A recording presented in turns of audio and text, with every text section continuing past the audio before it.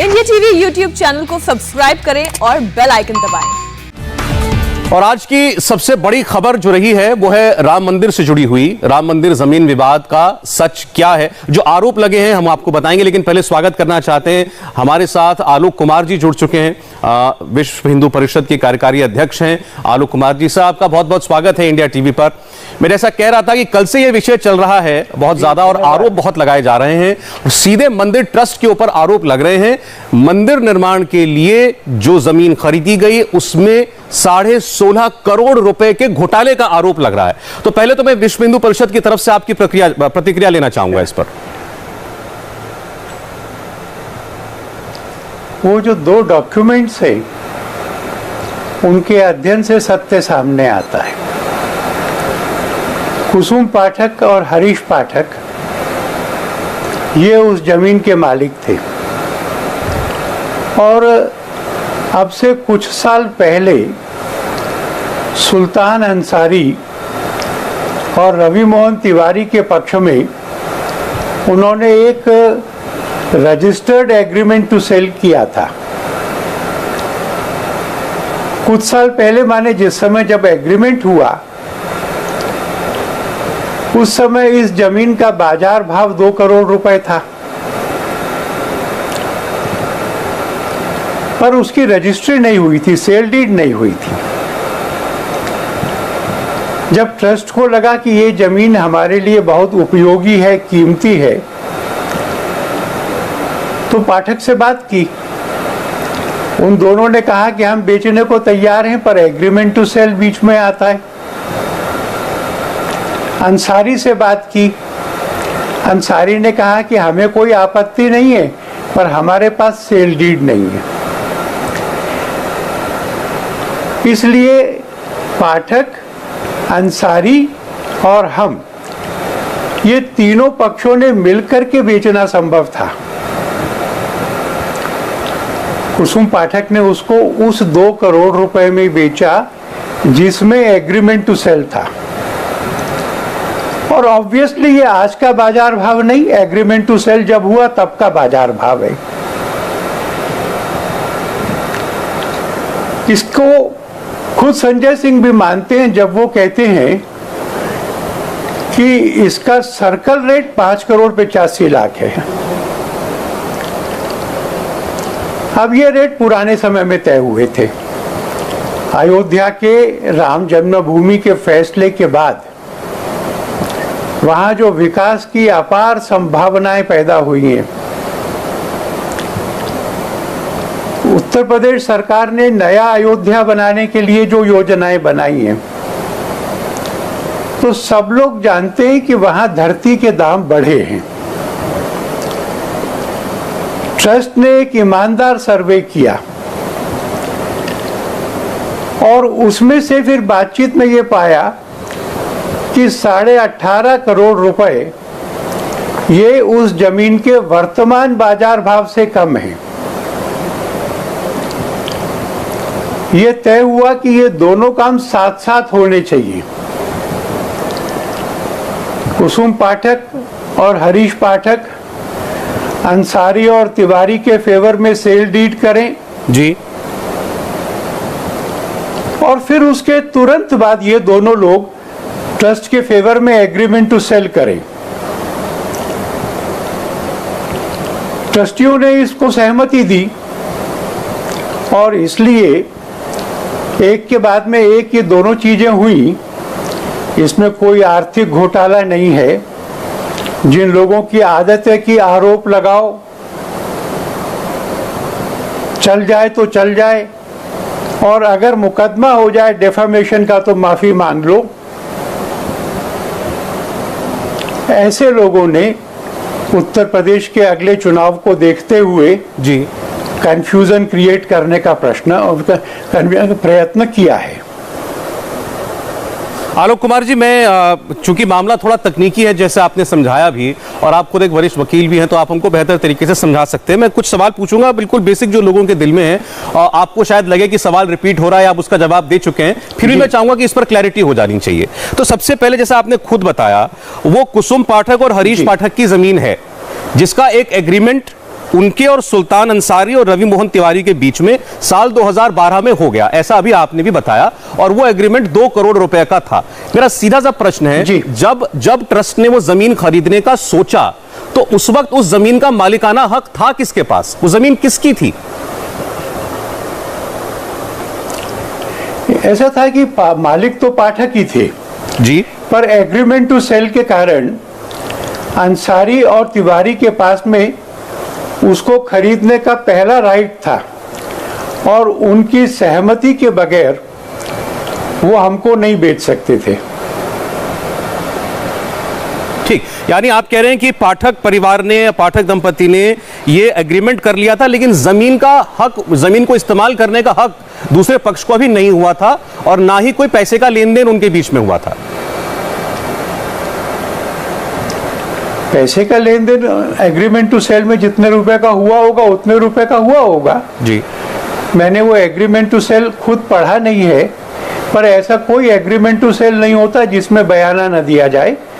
तो earnest money जरूर दी गई होगी, उसकी राशि मेरे को पता नहीं है जी। तो उसके बाद जब आपने उस जमीन का, एक हर आदमी जब कोई प्रॉपर्टी खरीदता है, जमीन खरीदता है, तो उसका दाम पता करता है, तो जब मार्केट रेट पता चला उस जमीन का, ट्रस्ट ने जब खरीदना चाहा तो वो क्या पता चला?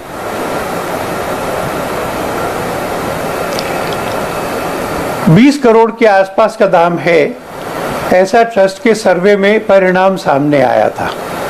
और मैं समझता हूं कि अगर पत्रकार भी सर्वे करेंगे तो वैसी समकक्ष जमीन का भाव यही पाया जाएगा। मैं आपको एक बात यह भी कहूं जी कि इसमें किसी कैश ट्रांजैक्शन का आरोप ही नहीं है। जो कुछ हुआ है वो अप एंड अप हुआ है, बैंक से बैंक को ट्रांसफर हुआ है, रजिस्टर्ड डॉक्यूमेंट्स के द्वारा हुआ है, ट्रांसपेरेंसी मेंटेन हुई है। मैंने अपने उस समय की बातचीत में यह बताना छूट गया कि हमने ट्रस्ट को सजेस्ट किया है कि मानहानि का मुकदमा करना चाहिए, और पहले जो हुआ 2 बार मानहानि का मुकदमा किया, आरोपियों ने क्षमा मांग ली और उस क्षमा को स्वीकार करके मुकदमा ड्रॉप कर दिया। इस बार ऐसा नहीं होना चाहिए। मुकदमा मानहानि का करें, उसको उसकी परिणति तक ले जाएं, जिससे ये ट्रेंड बंद हो जाए। आलोक कुमार जी, इसका एक बड़ा सीधा सा तरीका यह है कि जो भी स्पष्टीकरण बता दिया गया है ट्रस्ट की तरफ से, या बातें जो आप बता रहे हैं, अगर वो जो ओरिजिनल एग्रीमेंट है फर्स्ट सेलर और बायर के बीच का, यानी पाठक और सुल्तान अंसारी रवि मोहन तिवारी के बीच का, वो अगर सामने आ जाए किसी तरीके से, तो उसमें कोई डाउट नहीं रह जाएगा। आपकी बात ठीक है, इस बारे में ट्रस्टियों को जो करना होगा वो करेंगे। अच्छा, जो आरोप विपक्ष ने लगाया, दरअसल उनका मोटा मोटा आरोप यह था कि 10 मिनट में 2 करोड़ की जमीन 18.5 करोड़ रुपए की हो गई। आपने उसके बारीकी बिंदु बताया कि बीच में क्या अड़चन थी, लेकिन उन्होंने शक इस बात पे भी जाहिर किया कि दोनों, मैं आपको टोक कर कह रहा हूं। बताइए। मैं आपको टोक कर कह रहा हूं, 2 करोड़ की जमीन 18.5 करोड़ की, ये 10 मिनट में नहीं हुई, ये 2012 से 2021 इन 9 सालों में हुई। ठीक है। और उन 2 घटनाओं के कारण हुई जिसका मैंने जिक्र किया है, मंदिर का फैसला और नई अयोध्या का निर्माण। जी, उसमें उन्होंने ये भी गिनाया, खास तौर पर जो सपा के सदस्य एक थे नेता, एक आम आदमी पार्टी के, उन्होंने कहा कि दोनों ही जो रजिस्ट्रियां हुई हैं उनमें गवाह भी एक हैं, अनिल मिश्रा राम मंदिर तीर्थ ट्रस्ट के और ऋषिकेश उपाध्याय अयोध्या के मेयर। तो गवाह भी दोनों सेल डीड के गवाह भी एक हैं। इस पर भी उन्होंने डाउट रेस किया। इसमें डाउट कुछ क्या है, देवर कंपोजिट ट्रांजैक्शंस। तीनों पार्टीज ने मिलकर तय करा कि ये 2 ट्रांजैक्शन करने से लीगल नेसेसिटीज पूरी हो जाएंगी। ऐसा नहीं है कि वो ट्रांजैक्शन अलग लोगों ने सोचा, ये अलग लोगों ने सोचा। दोनों ट्रांजैक्शंस का इकट्ठा विचार किया, इकट्ठे एग्जीक्यूट किया, 10 मिनट के अंतर से किया, दोनों में वही लोग गवाह थे, इसमें अस्वाभाविक क्या है? जी, अब एक आम सा सवाल किसी आदमी के मन में आलोक कुमार जी आ सकता है कि एक अग्रीमेंट जो 9 साल पहले हुआ उसे तामील नहीं किया गया 9 साल तक। पहले तो ऐसा क्यों? हम अगर शहरों में कोई भी प्रॉपर्टी खरीदते हैं, कोई फ्लैट जमीन खरीदते हैं, सबसे पहले जाकर के हम उसकी रजिस्ट्री कराते हैं। तो ये मामला 9 साल तक लंबित पड़ा रहा मार्केट, और आज उसको जो बीच वाला जो व्यक्ति था उसको मार्केट रेट उसका मिल गया, यानी उसने खरीदी 2 करोड़ में और मिल गए उसको 18.5 करोड़ रुपए। ये 9 साल का गैप क्यों है? आप भी इसी दुनिया में रहते, मैं भी इसी दुनिया में रहता हूँ। प्रॉपर्टी डीलर्स प्रॉपर्टीज के एग्रीमेंट करते हैं, भाव बढ़ने का इंतजार करते हैं, भाव बढ़ने पर बेचते हैं, मुनाफा उनको मिल जाता है। ये रियल एस्टेट मार्केट में होता है। इसके और डिटेल्स भी सामने आ जाएंगे, पर ये एक ऐसी चीज है जो सामान्य तौर पर अक्सर होती है, और दिल्ली के भी प्रॉपर्टी डीलर्स ऐसा ही करते हैं। तो जो लोग आज इसको आस्था से जुड़ा मुद्दा बता रहे हैं या आस्था के साथ विश्वासघात कह रहे हैं, प्रियंका गांधी ने तो इसे पाप कह दिया, कांग्रेस पार्टी, आम आदमी पार्टी, सपा, सारा विपक्ष इस पर जांच की मांग कर रहा है, सीबीआई जांच की मांग हो रही है। अगर फर्ज करें, अगर इतना लोगों के मन में डाउट है और आपके स्पष्टीकरण के बावजूद ये सवाल उठते रहेंगे, आपको लगता है कि इसकी जांच होने में कोई खराबी है?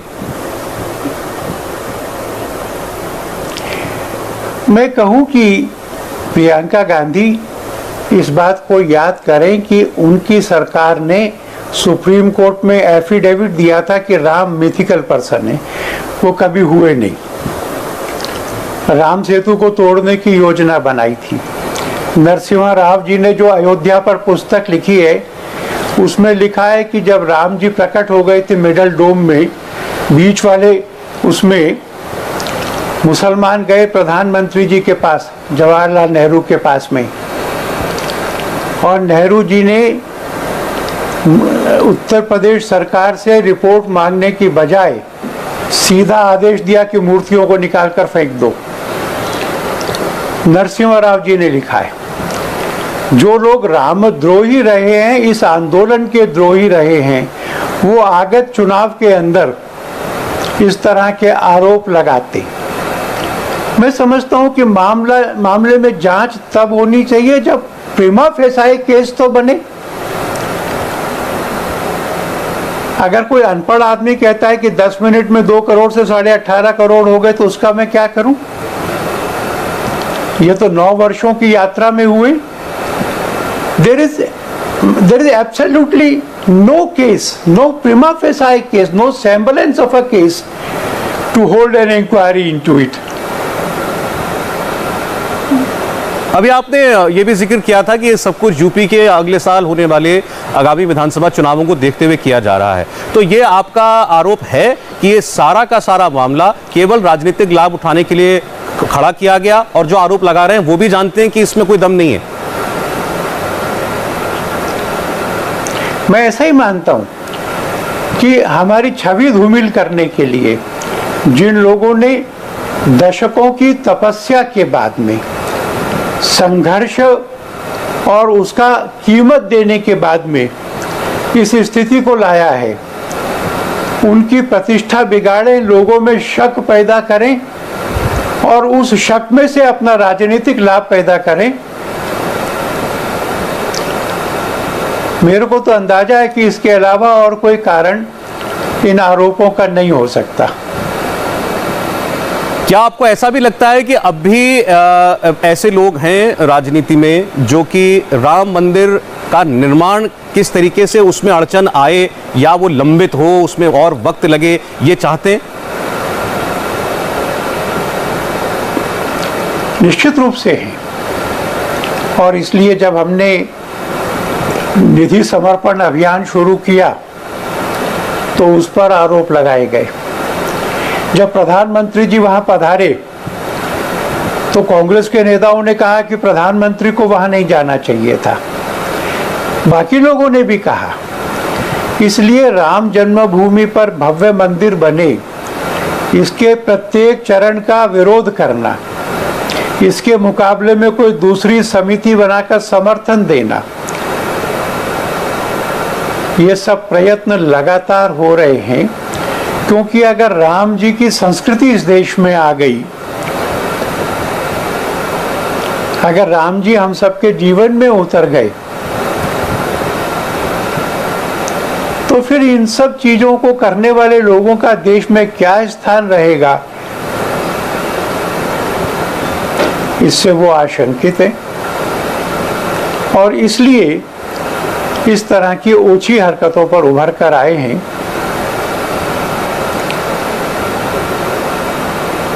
जी आलोक कुमार जी, ये बात आप उन राजनीतिक दलों के लिए कहे जो शुरुआत से विश्व हिंदू परिषद के अभियान से या आपकी विचारधारा के विपरीत चले हैं, तो बात समझ में आती है, लेकिन शिवसेना जैसी पार्टी के लिए क्या कहेंगे जो ये मांग कर रही है कि इस मुद्दे पर प्रधानमंत्री को और संघ प्रमुख को जवाब देना चाहिए कि ये घोटाला कैसे हुआ?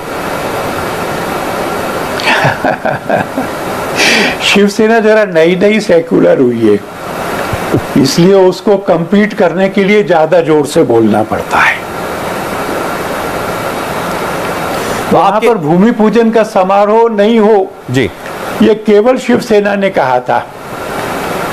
मैं सोचता हूं कि बाला साहब ठाकरे द्वारा जो हिंदुत्व की बड़ी शक्ति बनाई गई थी, उसको सत्ता के लिए कैसे समझौते करने पड़ रहे हैं और क्या क्या आरोप लगाने पड़ रहे हैं, बहुत दयनीय स्थिति है।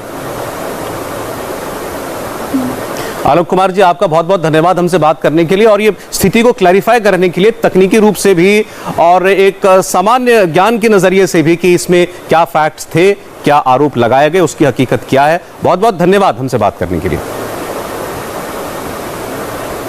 बहुत धन्यवाद। नमस्कार। नमस्कार।